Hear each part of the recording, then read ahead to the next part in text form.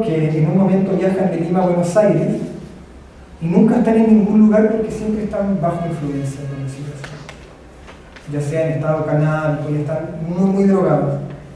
Pero también inauguran una realidad y inauguran un asunto. Entonces tenemos un texto de cultura, que es el de Karina, tenemos un texto político que está siendo interpelado en lo político de la historia, y tenemos un texto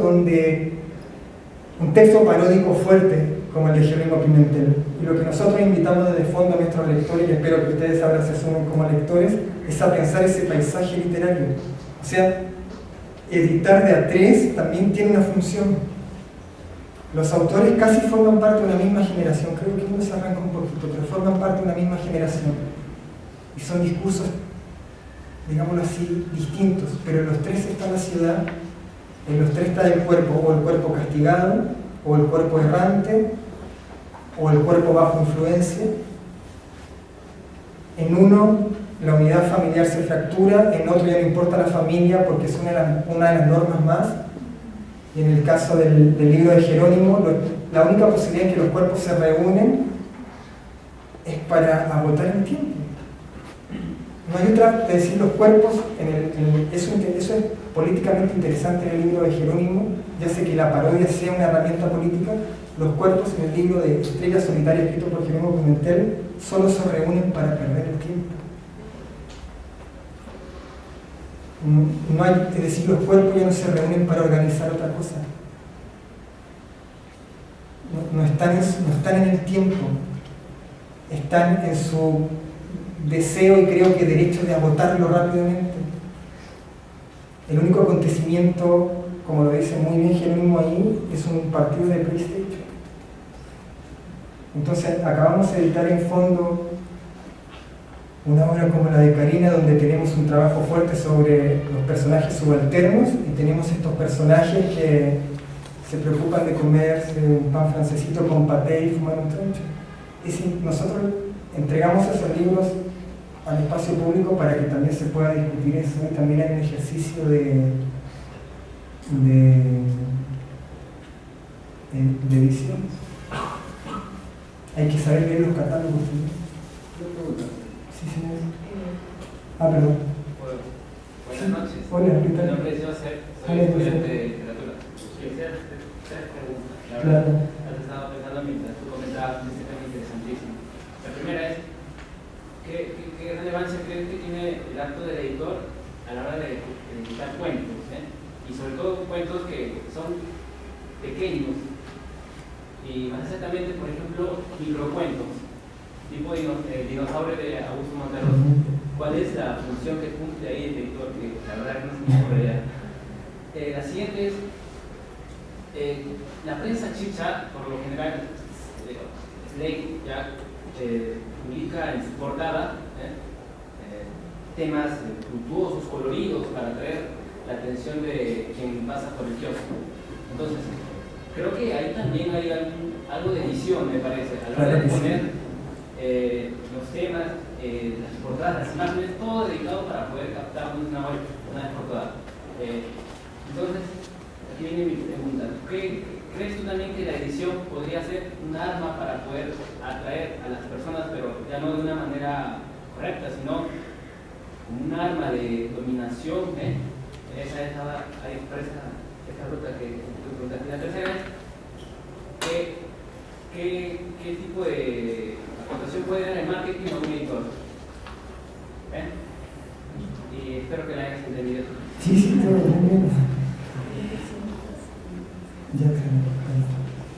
bien. Lo de Monterroso yo lo tomo como una ironía al editor. O sea, ¿sabes dónde hay ediciones? ¿Sabes por qué si está editado ese microcuento de Monterroso, que tú lo tomas como un paradigma? Porque sabemos, incluso sin haber leído esa pequeña línea, sabemos que es de Monterroso. El editor también construye autorías fuertes. O sea, un editor que se deja engañar por el estilo de un autor o se deja seducir por un estilo de un autor, también es una manera de editar. O sea, ese pequeño texto breve, de algún modo ha quedado dentro del canon del microcuento. Y yo diría que es un poco menos, o sea, ya es demasiado corto, digámoslo así. Entonces creo que en ese caso puntual tiene mucha edición, está muy editado, porque ese texto se pudo haber borrado, pero alguien percibió que en esa brevedad, o que esa brevedad iba a dar pie a un paradigma del microcuento, y eso se lo debemos a un editor sin duda, o cómo se trabajó esa publicación. Entonces no creo que falte un editor para esa pequeña línea. Creo que es un texto muy editado. En ese sentido digo porque se ha logrado mantener en el tiempo y no es una broma ese texto. En el arma de dominación me parece muy pertinente esta pregunta porque quizás nosotros aquí no lo expusimos bien. No, la edición no es la edición en los términos que lo hemos dialogado entre todos. Es como tú dices, pues. Es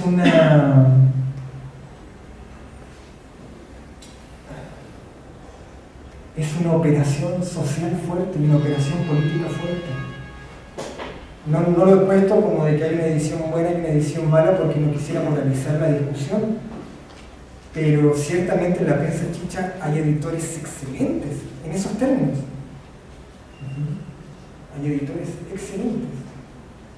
Editores tan excelentes que el aparato del Estado los ha financiado. A nosotros, nuestros libros, no, pues. Entonces sí son grandes editores. Tú aciertas en decir de que la edición puede ser un ejercicio más del poder como un momento de dominación respecto a la población. Cuando se le pide al reportero ciudadano que envíe su noticia y él edita su pequeño video en su pequeño celular, bueno, está editando su video. Y se está cambiando el orden de la división del trabajo. Él, que era el famoso receptor de las teorías de la comunicación, es el productor de la información y pasa en el telediario. Pero ¿acaso no hay un gesto de vigilancia fuerte ahí? Y entonces sí creo que es un arma de dominación y que debiera existir una edición que se opusiera, quizás. Pero no que la razón de esa otra edición fuera necesariamente oponerse a la dominación, sino de anticiparse a la noche, que es distinto. Porque si hubiéramos editado bien, de pronto no existiría la prensa chicha. Y la última era qué tipo de influencia tiene el marketing. Uy, sí, es un dolor de cabeza porque no hay que ruborizarse y decir que el mercado editorial es un negocio. Y es interesante no olvidar cuando uno ve, por ejemplo, una página llena de epígrafes, una página llena que es una portadilla, una página principal donde aparece el título o una entrada a un conjunto de texto, que en esa portadilla, además del título, vaya lleno de epígrafes. Eso habla de una economía. Nosotros no hacemos eso, por suerte todavía, pero si hay que hacerlo es interesante porque el libro se vuelve parte de la economía política. Entonces, ¿por qué planteo esto? Porque el marketing es el problema del marketing es que intenta normalizar cada caso excepcional o cada caso que puede resultar singular en una gran norma. El marketing también piensa al lector como puro consumidor. Y creo que el lector también puede ser otra cosa. En general digo que el marketing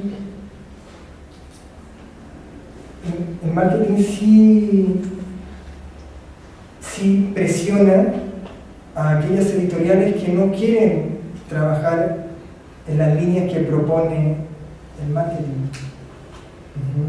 Nosotros sí hacemos promoción de nuestros libros, intentamos distribuirnos y que lleguen a todas partes del país.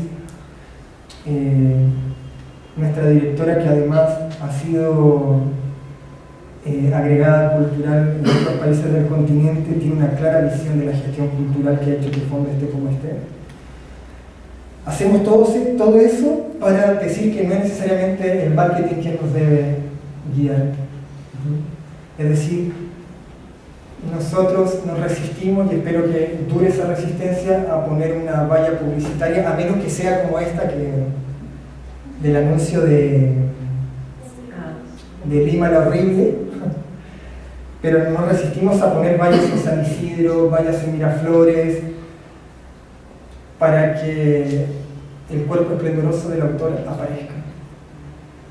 Nosotros creemos en este contacto más, en esta intercepción con el lector, y creemos que ahí podemos establecer un diálogo más sincero y franco. No sé si de pronto no represento cabalmente lo que pueden ser los intereses de fondo, pero es lo que yo creo que se hace en fondo, y es muy breve. Sí, sí, por eso también. Además de por todas las ideas interesantes que nos has transmitido el día de hoy. Bueno, solo una última pregunta. La última persona que dejó de que no va a levantar la mano, y ya ahí cerramos, perdón. ¿A qué se debe que autores, a qué se debe que haya autores que presentan su libro al medio editorial y no lo aceptan? Los 5 primeros, pero al sexto sí lo aceptan. Imprimen todo y es un bestseller. Entonces, ¿qué fallaron los 5 primeros? La sumamos a tu pregunta y con eso ya terminamos la pregunta. Gracias, Felipe, buenas noches. Hola, ¿qué tal? Yo quiero regresar al tema de las revisiones. Me queda clara esta situación de que una revisión es una mirada nueva según el tiempo en el cual se hace. Pero, ¿qué le hace el editor al texto? Digamos, un texto ya que ya está terminado. ¿Qué cambios al texto se le hace? Me dejo entender. Estamos hablando de un libro, el autor no está, no te puede ayudar para dialogar en ese sentido, pero ¿qué cambios le voy a hacer al texto en mi tiempo? Mira,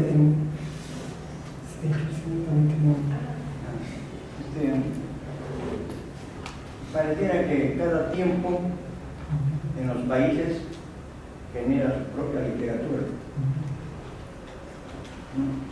Por eso aparecieron José Martín, Nicolás Guillén, José Gallego, Scorza.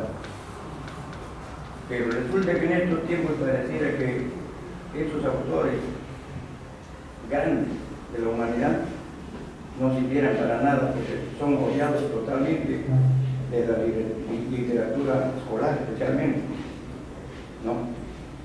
Y el otro quisiera un comentario mínimo sobre un cuento bien sencillo, pero monumental, creo, Paco Yunque. Ese es el proyecto. Gracias. Bueno, gracias a usted, señor. Yo de Paco Yunque diría que es increíble. Yo me rindo a Vallejo, aunque debo decir que mi autor favorito es Eguren, pero me rindo a Vallejo. Creo que no soy literato para poder decir algo más puntual, pero creo que comparto con ustedes que Paco Yunque es una gran obra. Lo de la reedición, hay varios ejercicios editoriales que puedes hacer con una reedición. Por ejemplo, podrías traer al libro lo que el libro cuando se escribió no pudo percibir, por ejemplo. Es decir, en el caso de o lo que el libro tuvo que obviar para escribirse. Por ejemplo, nosotros estamos pensando en una revisión de Machu Picchu de Luis Valcárcel. Y en ese libro Luis Valcárcel, que es un libro glorioso, en ese libro Luis Valcárcel tiene fotografías de Machu Picchu que sirven al análisis. De hecho, están incluidos como un apéndice analítico. Y son imágenes que no están señaladas ahí bajo un régimen estético, sino bajo un régimen historiográfico.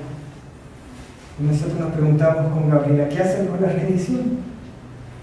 Y si ubicamos las fotografías que no se incluyeron en el libro, llamémosle así, esas fotografías del puro goce del historiador, y de pronto descubrimos que en la visión historiográfica de Valcárcel hay un momento sensual y erótico profundamente estético.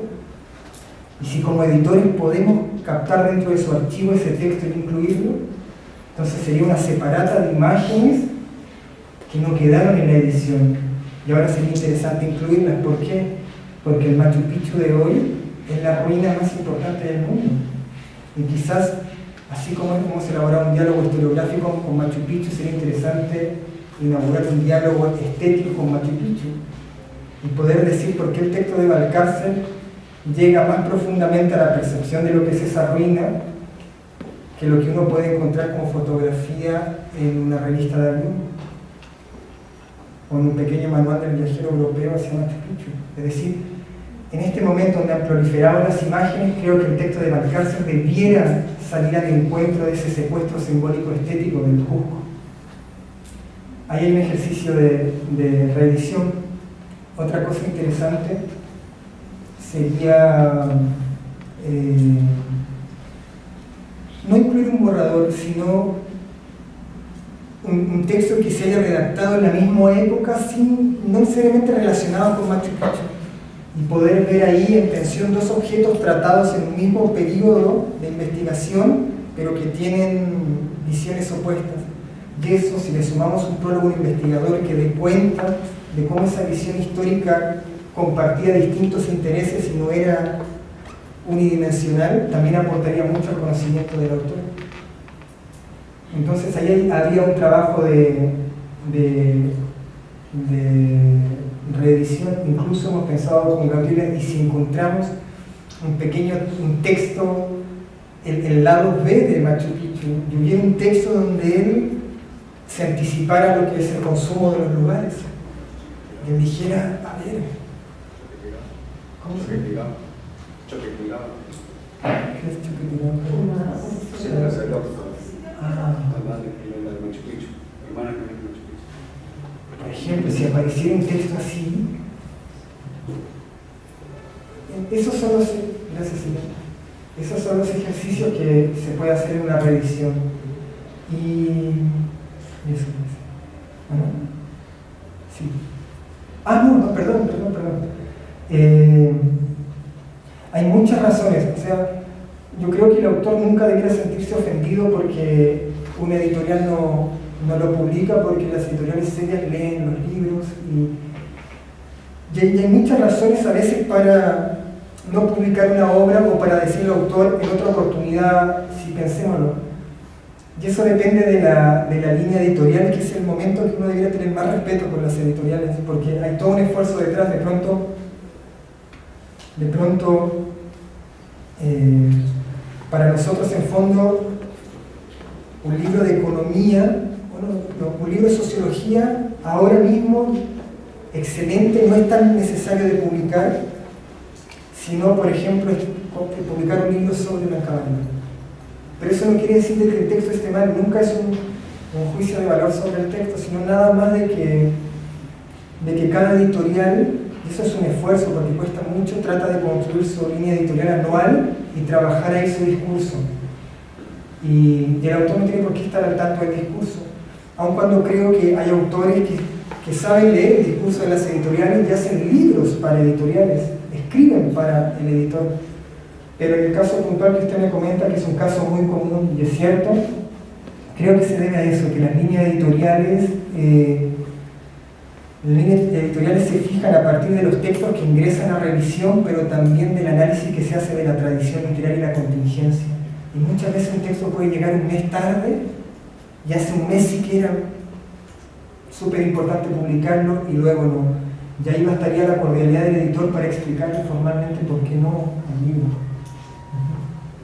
Y volveríamos a la cuestión de la pertinencia dentro del proyecto editorial. Exactamente. Bien, bueno, lamentablemente tenemos que terminar aquí, se nos ha hecho un poco tarde. Agradecemos a Felipe por venir y por compartir con nosotros ideas tan interesantes, tan valiosas. Los invitamos a estar pendientes de las actividades de la casa, al ciclo de charlas que ha empezado el día de hoy y que continuará en un mes aproximadamente, en octubre, y también las actividades del Fondo de Cultura Económica. Exactamente, los queremos invitar a las librerías del Fondo de Cultura. Hay muchas actividades, hay muchos talleres que tienen que ver todavía no con la edición, pero sí con la escritura, que es mucho más importante que la edición. Y bueno, conozcan nuestro catálogo, es un catálogo muy bello. Y bueno, no dejen de... Perdón, pero yo sí te voy a tener que comprometer a un taller editorial. Ah, sí.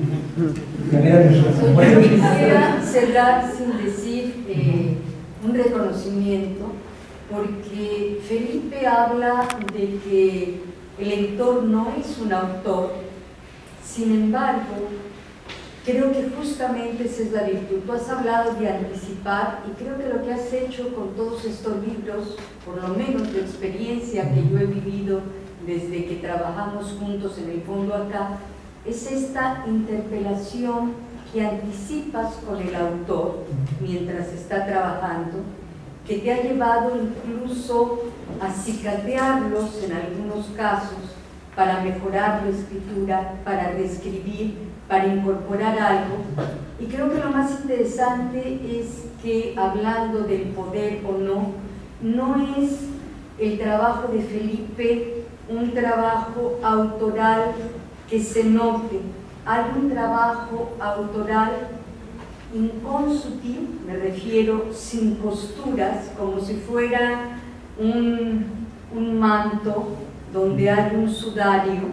Ahí está la huella de Felipe, pero es una huella que no se ve, que no deja trazo, y me parece que un trabajo editorial pulcro e inteligente se manifiesta de este modo. Bueno, gracias, Gabriela. Un honor que me